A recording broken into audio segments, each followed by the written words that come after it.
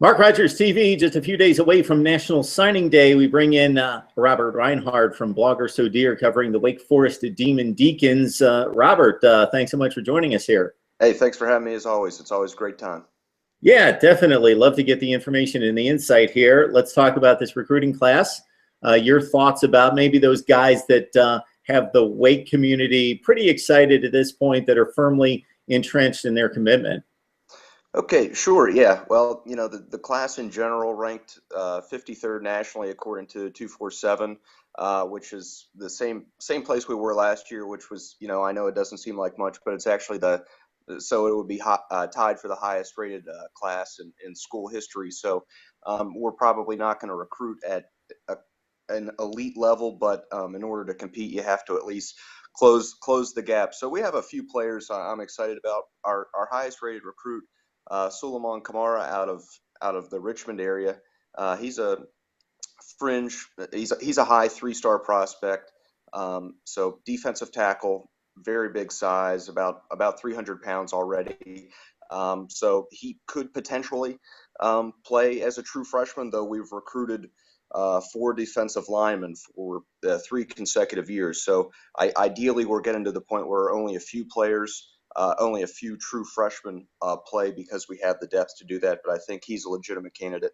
Another player, Taleni Surhren, an offensive tackle out of the Charlotte area, had a lot of interest from UCLA, from Vanderbilt, from Duke, from a number of solid Power 5 programs. So he's again another player where hopefully we can redshirt him, but he may play on the offensive line from day one. Second consecutive year we've had 3 offensive lineman recruits, and we had 5 in Clawson's first recruiting class in 2014. So we'll see how that goes. And then it's the 3rd ranked player on our 247 class. That's really all I've been going off of. But Jamie Newman, a quarterback, he enrolled early this spring, so he will be able to participate in off-season conditioning, off-season workouts, as well as spring practice. I highly anticipate that he will redshirt this year, but he has a very high ceiling. He was in the Elite 11 semifinals, I believe, competition for quarterbacks. So he's a very promising prospect, and will add really good depth and could be a very nice starter for us several years down the line. So, Robert, it appears as though those commits are pretty firmly entrenched, and that the class is pretty stable at this point. There might be 1 or 2 guys out there possibly that have Wake on the short list that you would like to see come into the fold.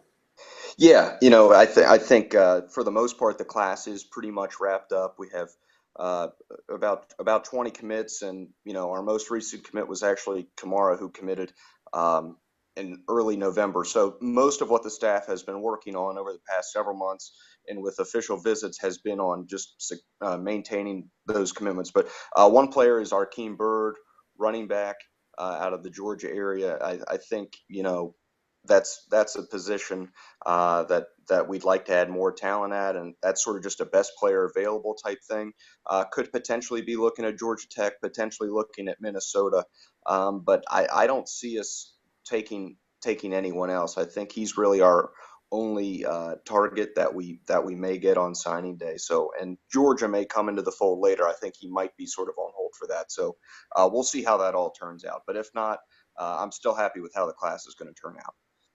Robert Reinhard joining us from Blogger So Dear. And before we dive into a little personnel here and some needs on the roster, I think it's important, one thing you said, a very simple thing in looking at the class rating of 53 fairly much across the board. I don't think that we can take a whole lot of stock in individual rankings, but the team rankings are pretty significant. And if anyone wants to scoff at 53, go to the rankings, look at the programs under 53. You will see some very strong, some respectable Power 5 conference teams, and you'll see some really legit Group of 5 teams below that 53 mark. So you've done that a few years now, so that should come to fruition if you can coach these guys up and develop them. Robert, in regards to the current roster, where are you thin? Where do you think this class needs to address certain needs? Well, I think offensive line was something we probably needed to address, though we've been sort of addressing it over the past few years, so it's tough to say. I mean, honestly, my biggest concern probably is a cornerback.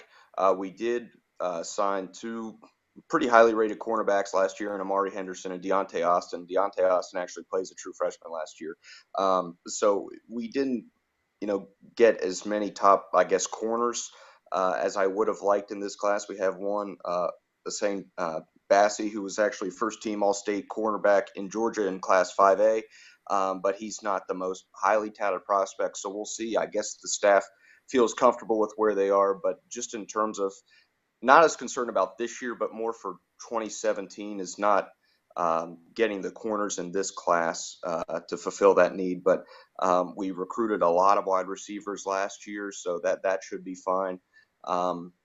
So really, at this point, I think we're just about adding depth at pretty much every position. We essentially recruited two full rosters over the past two recruiting classes, two 25-man classes, pretty much an even distribution throughout all the positions. So it's really at this point a matter of developing those players and organic growth amongst those guys. Okay, Robert Reinhard on line with us here, talking some Wake Forest football from SB Nation's blogger So Dear. Robert, 5 days away from National Signing Day. Appreciate the time, the information. Always enjoy getting together with you. Oh, thank you so much. Happy to do it anytime.